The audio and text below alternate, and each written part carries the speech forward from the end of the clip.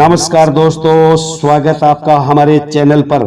आज की स्टोरी ये रही आपकी स्क्रीन पर।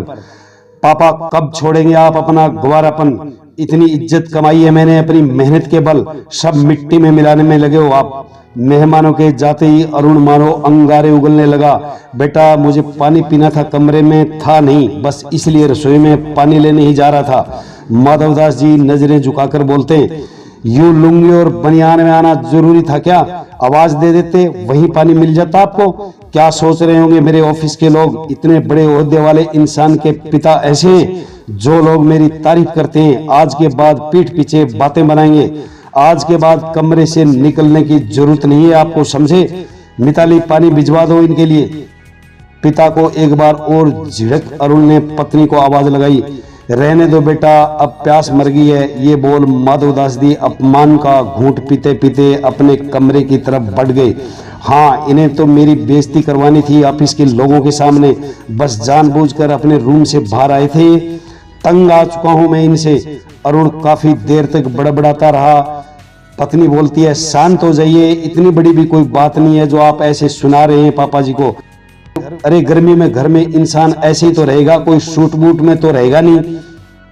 तुम बस रहने दो, घर में हर कोई लुंगी बनियान में नहीं रहता, ये देहाती परिधान है बस। अरुण पापा जी अपने कमरे में नहीं है। थोड़ी देर बाद मिताली घबराई सी आई, बाहर गार्डन में होंगे और जाएंगे कहाँ? कहीं नहीं है, बल्कि उनका सामान भी नहीं है। वो घर छोड़कर चले गए। देखो ये चिट्ठी छोड़कर गए। मिताली एक कागज देती हुई बोलती है, प्रिय बेटा, अरुण पिता अपने बच्चों की जिंदगी बनाने को अपनी पूरी जिंदगी लगा देता है।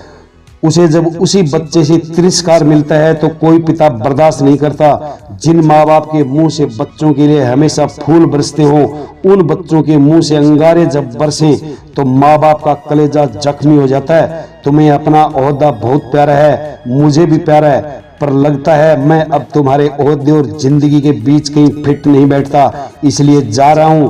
मुझे ढूंढना मत, बस हमेशा खुश रहना। ईश्वर तुम्हें खूब तरक्की दे, तुम्हारा देहाती पिता। चिट्ठी पढ़कर अरुण दम से सोफे पर बैठ गया। थोड़ी देर बाद उनके पिता को ढूंढने की बहुत कोशिश की, किंतु वो कहीं नहीं मिले। मिलते भी कैसे? वो तो हरिद्वार जाने वाली गाड़ी में बैठ चुके थे। जीवन के बचे दिन आत्मसम्मान से जीने के लिए। पिता के जाने के बाद अरुण की जिंदगी में अचानक एक तूफान आया, जिसने उसके ओहदे को ही उनसे छीन लिया। जिस कंपनी में बड़ी पोस्ट पर था वो कंपनी डूब गई। अब अरुण को समझ में आया, उसकी सफलता सिर्फ उसकी मेहनत नहीं, उसके पिता का आशीर्वाद भी थी। उस आशीर्वाद का हाथ सिर से हटते ही मेहनत ने भी दम तोड़ दिया और अरुण को मामूली नौकरी करने पर मजबूर कर दिया। दोस्तों, समय रहते पिता का सम्मान करें। पिता का सम्मान करना जीवन की सबसे बड़ी सीखों में से एक है, क्योंकि पिता ही हमारी नींव होते हैं, जो हमेशा हमारे पीछे चट्टान की तरह खड़े होकर हमें हर एक मुश्किल से बचाते हैं। बिना किसी शर्त, बिना किसी कंडीशन हमें प्यार करते हैं। खुद सुख से वंचित रहकर हमें हर सुख सुविधा प्रदान करते हैं। उनके स्नेह और त्याग से ही हम जीवन में आगे बढ़ते हैं। उनका आशीर्वाद ईश्वर के आशीर्वाद के समान है, इसलिए हमेशा ध्यान रखें। पिता से प्यार से बात करना, उनके प्रति आदर व्यक्त करना और उन्हें यह महसूस कराना कि वह आपके लिए इतने खास हैं, यह पिता के लिए सम्मान का सबसे बड़ा प्रतीक है। उनके प्यार और त्याग को कभी भी ना भूलें। आपको हमारी ये प्रस्तुति कैसी लगी जरूर बताएं। अगर आपको इस कहानी से कोई प्रेरणा मिली हो या हमारे विचार अच्छे लगे हों तो शेयर जरूर करें और हमसे जुड़े रहने के लिए फॉलो करना न भूलें।